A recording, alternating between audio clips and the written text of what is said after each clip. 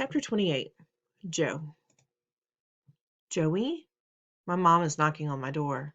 Go away, I say, pulling the pillow over my head. But of course she ignores me. Why does she bother to knock if she's just going to come in anyway? You didn't eat your breakfast, so I made you a peanut butter and jelly sandwich, she says. She sets the plate on my nightstand along with a glass of milk.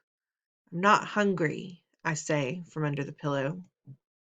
She doesn't say anything, but I can tell she's still standing there. I hear her sniffle, so I pull the pillow tighter around my head. I've heard enough crying for one day. I have to go to work, my mother tells me. Your dad's downstairs if you need anything. I'll be back later. After she leaves, I come out from under my pillow. I look at the sandwich, but I'm really not hungry. All I want to do is go back to sleep so I won't have to think about anything. Mia is staring at my peanut butter and jelly sandwich, whining. I pull off one of the crusts and toss it to her. She catches it in midair and gulps it down without even chewing. I would give her the rest, but I'm not sure if dogs are supposed to eat peanut butter and jelly. I can't fall asleep, so I get up and play a couple of games of Brick Breaker on my computer. Then I finish reading the last few chapters of Bud Not Buddy. If the other books this Christopher Paul Curtis guy has written are as good as this one, I'm going to read them all. My appetite must be coming back because I drink my milk and eat the rest of the peanut butter and jelly sandwich. And when I'm done, I'm still hungry. Thursday is macaroni and cheese day at Einstein. That's the only part of school I'm sorry to miss today. Little mac and cheese would really hit the spot right about now. My mom usually keeps a couple of boxes of the instant kind in the pantry, but if I go downstairs, I might have to hear round 2 of my dad's stand on your own 2 feet lecture. Instead, I decide to do a page of math problems, so I won't fall behind. Right when I think I'm in good shape, I suddenly remember the personal collection assignment Mrs. Beam gave us. It's due tomorrow. Crud.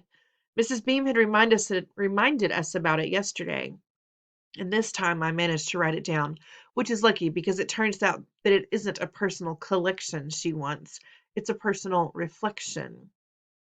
We're supposed to pick some object that represents who we think we are, and then write something on an index card about why we chose the object.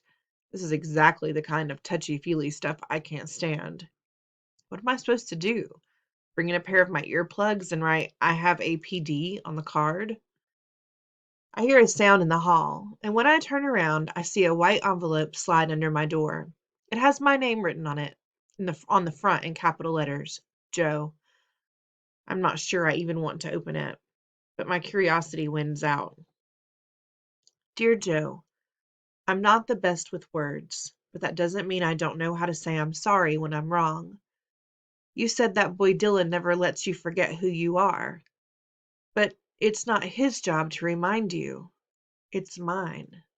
You are smart and funny and the best son a father could ever have.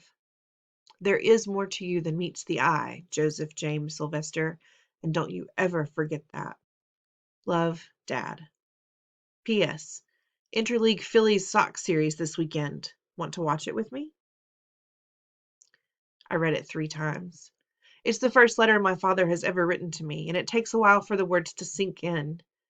Mr. Barnes had a bunch of quotes on the wall in his classroom. One of them was, "Writing can change the world."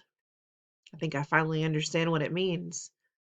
I also know what I'm going to bring to school the next day for Mrs. Beam's assignment.